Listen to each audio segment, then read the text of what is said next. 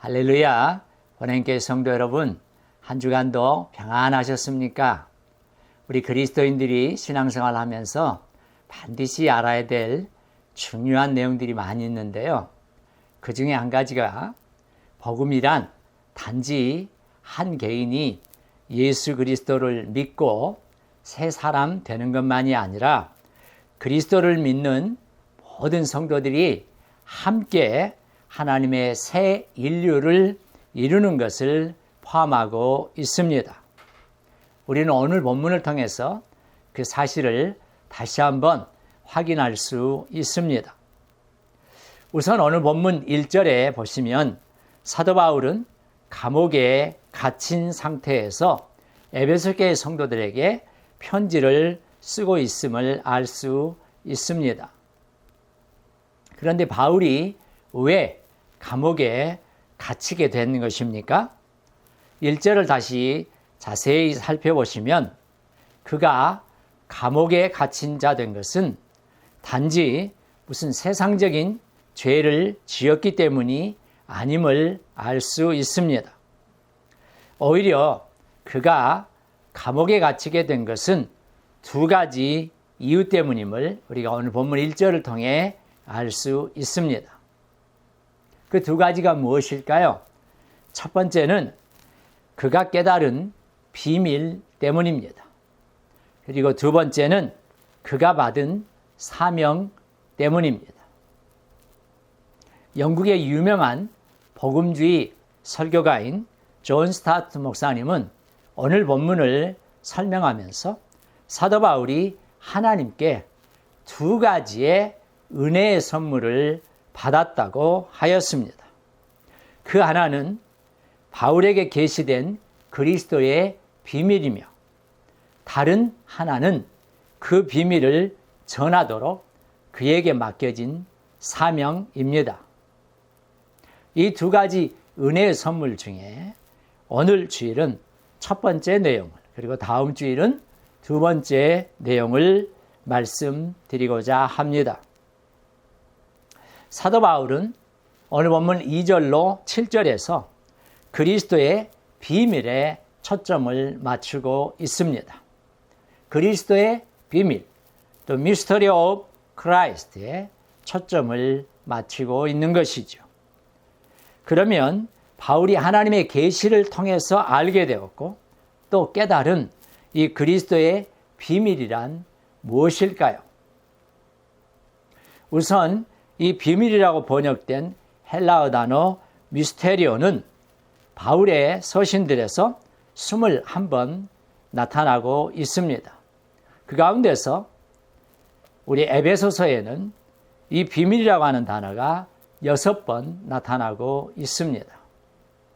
1장 9절, 3장 3절, 4절, 9절, 그리고 5장 32절, 6장 19절 등입니다.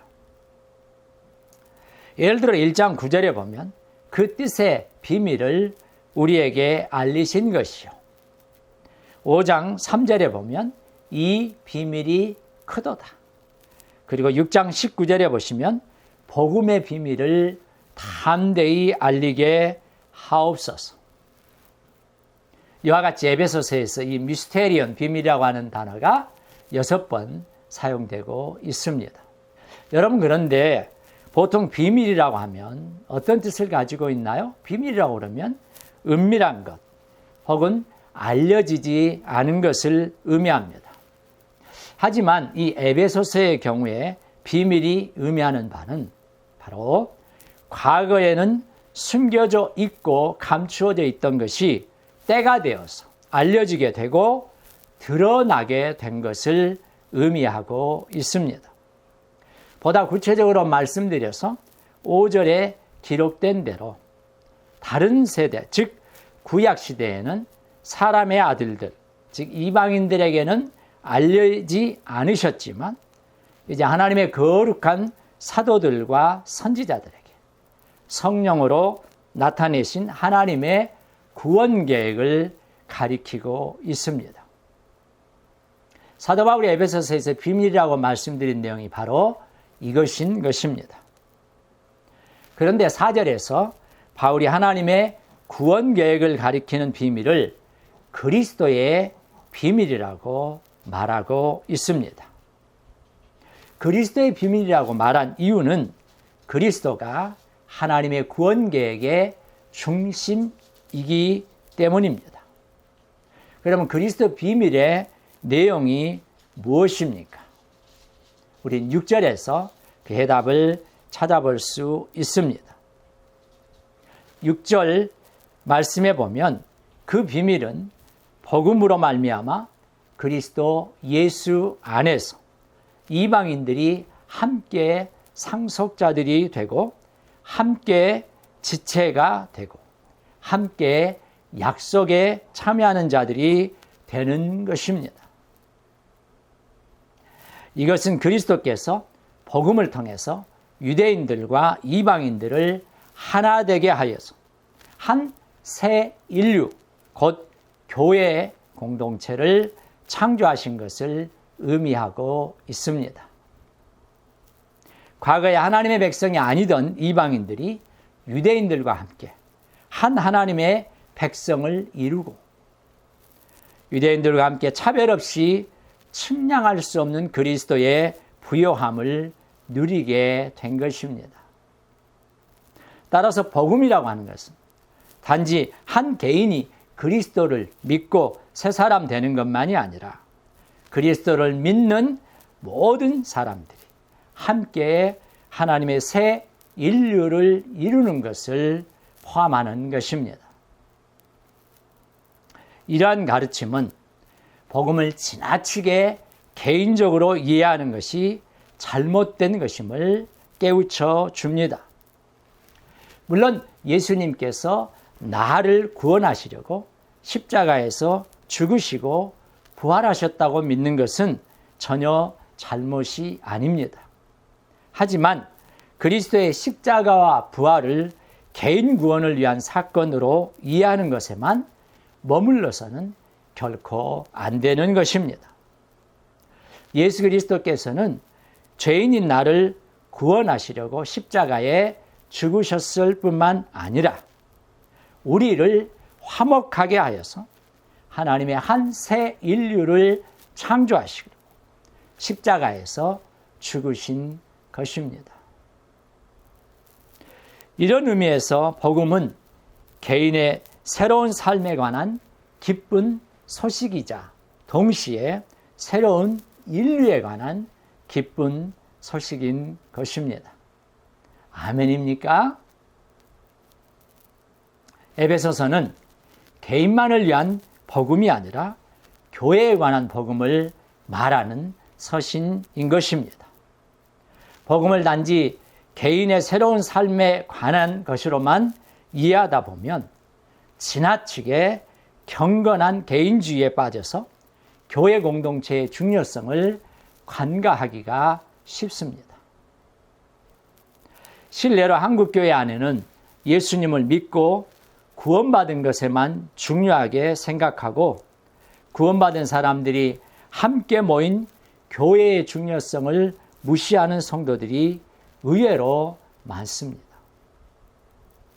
그런 사람들에게 교회는 단지 예배를 드리고 설교를 듣는 모임에 지나지 않습니다. 그들은 교회 공동체의 정식 회원이 되기를 꺼리면서 다른 성도들과 일정한 거리를 두며 지냅니다.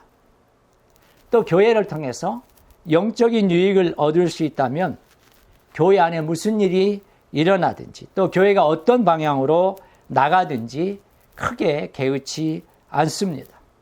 이와 같이 교회의 중요성을 모르다 보니 교회에 대한 사랑도 없고 헌신도 없는 것입니다. 복음을 단지 개인적인 차원에서만 이해하는 이런 성도들의 무관심 속에서 이 땅에 많은 교회들이 힘을 잃고 병들어가고 있습니다. 사랑하는 성도 여러분, 교회는 온 세상을 향해서 하나님의 능력과 영광과 지혜를 드러내는 하나님의 새로운 인류가 되어야 합니다. 그리고 또 온 세상 사람들 앞에 그런 존재로 나타나야 합니다. 그런데 오늘 이 땅에 교회들은 과연 온 세상 사람들에게 하나님의 영광과 능력과 지혜를 드러내는 새로운 인류로 우뚝 서 있습니까?